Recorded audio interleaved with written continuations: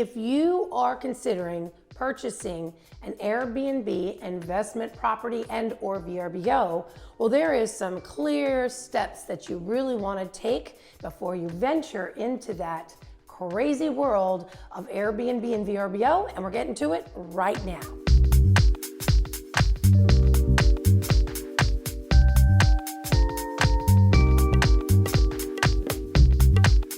My name is June Kranick, and on this channel we do videos every single week of what it's actually like to live, to work, to move, to relocate, and to invest in Orlando and Central Florida. So if that's the information that you want to need, do me a favor and hit that subscribe button and click the bell below so that you're notified every time we do a new video.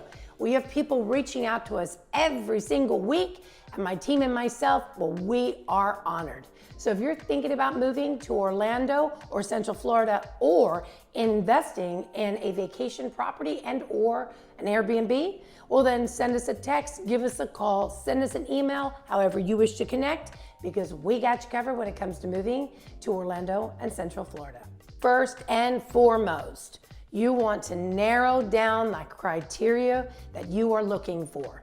Do you want to start with something more conservative, like a 2-bedroom, 2-bath, a 3-bedroom, 2-bath, a 4-bedroom, 3-bath? They go all the way up to 10 bedrooms, 12 baths. It's amazing how big some of these vacation properties are and how expensive they are. But you can start a little more conservatively. Now, there is a science to this. You don't want to just take a dartboard and put a blindfold on and throw the dart, and wherever it lands, that's where you buy, and that's what you buy. There is a science. There's an analytical step-by-step process to help you narrow it down. I think that it's pretty clear to identify the kinds of areas that Airbnb is attracted to. Of course, anywhere there's football games, colleges, some cities are a little more difficult, national parks, mountains, and then there's the large areas that attract many tourists, such as Hawaii and or Orlando, Florida. So I'll comment on Orlando because it's what I have the most experience with. There are tools to help you identify a property and what that property could yield you moving forward, what your break-even month, year is, what kind of revenue to expect, what kind of occupancy to expect. There are several. One is AirDNA. It's a little more expensive, in my humble opinion. Another one is MashVisor. I have MashVisor. It's, to me, a little complex sometimes. I mean, I'll just be completely frank with you. Like, I have to keep getting demos to learn just so I can make sure, because there's a lot of functionality to this thing. And I just want to keep it simple. Is this one going to make me money? Yes. Okay, let's buy it. Now in Orlando in general, there's an area called Four Corners. That's what you want to look for. Four Corners is short-term rental haven. Now, are there people that live there? Yes, there are. Will you have problems with short-term rentals? No, you won't. Some communities are 100% short-term rental, some are mixed. So it's up to you where you want to go. Four Corners is Davenport, Kissimmee, Champions Gate, and Reunion. So that really kind of gives you, hence the term Four Corners, it's in that area. So, I'll put a map. Let me put a map for Four Corners so you can really see what I'm referring to. Now, another thing to keep in mind, to bear in mind when it comes to purchasing a property, me personally, I like turnkey. I want everything included. I really try and run a search that are furnished, because then they're short term. And I'll tell you why. I've had several people that were selling their properties say, if I could do it all over again, I wouldn't have bought it brand new. I would have bought it already, everything included. Because it can really add up. I mean, you're not just buying furniture, you're buying sheets and towels for multiple bedrooms, you're buying coffee makers and all types of different Cuisinart and knives and forks and blenders, and it can add up. And you want to have a property that people will leave a big great review with, because reviews, as you well know, are everything, especially when it comes to Airbnb. If you see a property that's like 2.5 stars, next. It doesn't matter the price. So you really might want to consider purchasing something that's already existing, that has everything included. Just makes life a little simpler for you. If you're getting any value out of this video, do me a favor, hit that like button and comment below and tell me, is an Airbnb property something that you're interested in purchasing in the future? So once you get kind of a system, and some of you are hugely analytical or great with the computer, and you're going to figure these softwares out very quickly. Like I said, AirDNA seems very simple, but it is the most expensive one, just saying. So you want to have these tools, you want to be able to get comfortable, you want to know what is a good value and what to choose.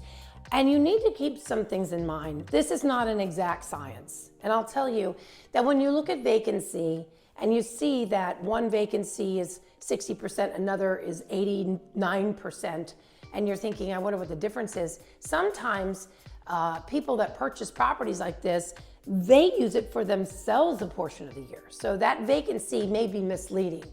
Also, you have to bear in mind that some people are really good at being a host and some people not so great. There are people that don't use systems, they don't use tools, they book themselves, they have a bad management company, they have bad pictures, they're not descriptive, their property isn't that nice on the inside, they're missing things, there's a hole in the wall, there's many reasons. So these are all things to consider. It is not an exact science, but it is closer than if you were to just guess. The next thing to think about is automation. In this day and age, everything is about software, apps, and automation. Embrace it. And if you are not comfortable with that, learn. Get comfortable with the uncomfortable, because then it'll be comfortable one day. So you have channel managers, pricing managers, and scheduling managers. Channel managers do a whole host of different things, including syncing with Airbnb, syncing with VRBO, syncing with the scheduling manager, and with the pricing managers. You know, it keeps everything operational. So this will make your life very simple.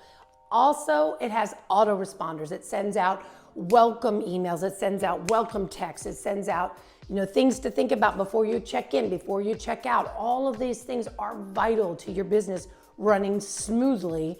And so it's something that's super important. Now, pricing managers, pretty I want to go back to channel managers. You have companies like Your Porter, Guestly, and Hostfully.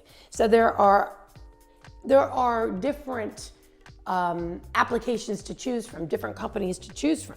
Then you have your pricing managers. Pricing managers, you have Beyond Pricing, Price Lab, Wheelhouse, all different. There's at least 5 of them that is going to really help you price your product, seasonality, based on competition, so you stand out but not too much, you know, that you're not shortchanging yourself or you're asking too much money and not getting booked. So these are, you know, another great tool to have. And then lastly, one of the most important is scheduling managers. Scheduling managers is really about the cleaning crew. I've said it before, I'll say it again. The cleaning crew, to me, is probably the most important piece. Because if you have a good, solid cleaning crew, you will be madly successful. And the scheduling manager helps sync with the cleaning crew so that they know, okay, check out this day, check in this day. You know, it keeps everybody singing from the same hymn book. These are all really important tools to embrace if you are considering purchasing an Airbnb or VRBO property. And the very last tip that I'm going to give you is just do it. At the end of, 20 years from now, you're either going to look at yourself in the mirror and say, I wish I would have, or I'm glad I did. Or you're going to be, in the same exact place you were 20 years ago, or moving closer to your financial freedom that I'm sure you're looking for.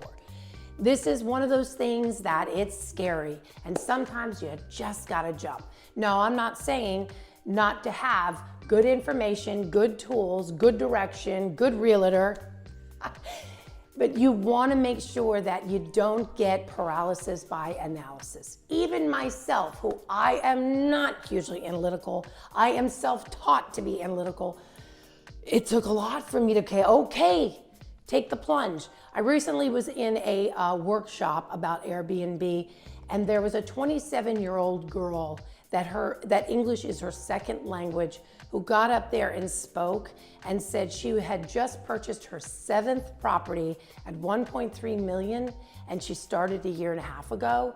And it kind of made me like think, wow, you know, that's pretty amazing.